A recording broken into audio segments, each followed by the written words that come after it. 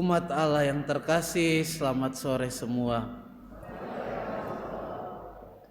Kita hari ini memasuki novena Santo Yosef hari yang ke-7 bersama dengan para devosan Santo Yosef ya.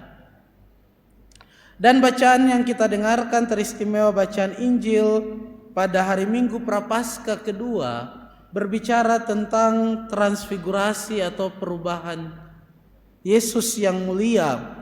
Bacaan ini biasanya dibacakan pada pesta transfigurasi. Maka pertanyaannya, mengapa kisah ini dibacakan pada hari Minggu Prapaskah kedua pada masa tobat ini? Kurang lebih ada 3 hal yang saya ingin ajak kita renungkan pada hari Minggu Prapaskah yang kedua berkaitan dengan bacaan Injil mengenai kisah transfigurasi Yesus. Yang pertama adalah bacaan ini dibacakan untuk meneguhkan kita semua dalam iman bahwa Yesus adalah Allah, Putra Allah yang menjadi manusia, sebagaimana yang dikatakan dalam peristiwa transfigurasi itu. Inilah putraku yang aku pilih, dengarkanlah dia. Maka sabda ini hendak meneguhkan kita semua dalam iman akan Allah Bapa yang memberikan putranya kepada kita dalam diri Yesus Kristus. Maka tugas kita adalah mendengarkan dia, mendengarkan sabdanya sebagaimana yang tertulis dalam kitab suci. Maka seperti dalam pedoman Paskah dan persiapannya, gereja mengajak kita semua agar dalam masa Prapaskah ini untuk sering mendengarkan sabda Tuhan dan merenungkannya sebagai bagian dari persiapan kita menyambut Paskah sendiri. Maka mari semoga kita senantiasa mendengarkan sabda Tuhan dan bukannya menjadi orang-orang yang disebut oleh Rasul Paulus dalam bacaan kedua sebagai musuh salib Kristus. Ya, mari kita dengarkan sabda Tuhan dan melaksanakannya. Bukan sebaliknya cara hidup kita menjadikan kita sebagai orang-orang yang menjadi musuh salib Kristus sendiri. Itu yang pertama yang kita renungkan. Yang kedua, mengingatkan kita semua bahwa kemuliaan Paskah dicapai melalui jalan salib, jalan penderitaan, jalan pengorbanan.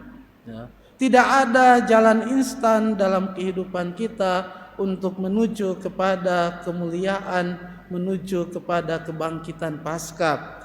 Dan Tuhan adalah orang yang berjalan melewati jalan itu, jalan penderitaan untuk mencapai Paskah, mencapai kemuliaan. Maka kita pun diajak lewat masa Prapaskah ini, lewat tobat, pantang puasa dan amal kasih, lewat memikul salib-salib hidup kita setiap hari di tengah-tengah kehidupan kita untuk setia berjalan bersama Tuhan menuju dan mendaki gunung Paskah, gunung kemuliaan. Maka saudara-saudari terkasih, semoga kita juga tidak mencari jalan-jalan instan, jalan-jalan pintas dalam hidup beriman, dalam kehidupan kita juga di tengah dunia ini. Maka tidak ada yang instan, semuanya melewati sebuah proses dalam kehidupan kita. Dan dalam proses itu seringkali jalan salib, jalan pengorbanan, jalan kesulitan yang harus kita lewati untuk mencapai sebuah kemuliaan.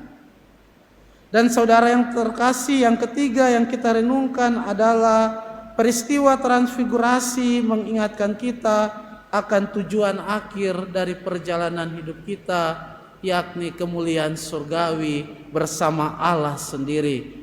Maka sebagaimana di awal perjalanan kita dalam sakramen pembaptisan, kita diberikan pakaian putih dan dikatakan supaya menjaga pakaian itu tetap putih, supaya nanti dengan pakaian yang sama kita menyongsong Kristus. Maka mari semoga dalam persiaran hidup kita, lewat kehidupan kita yang baik, kita menjaga agar martabat luhur sebagai anak-anak Allah itu tetap kita jaga. Karena dengan pakaian yang sama, dengan martabat yang sama, kita akan menyongsong Kristus masuk dalam kehidupan yang kekal. Mari kita belajar dari Santo Yosef sebagai teladan dan pelindung kita.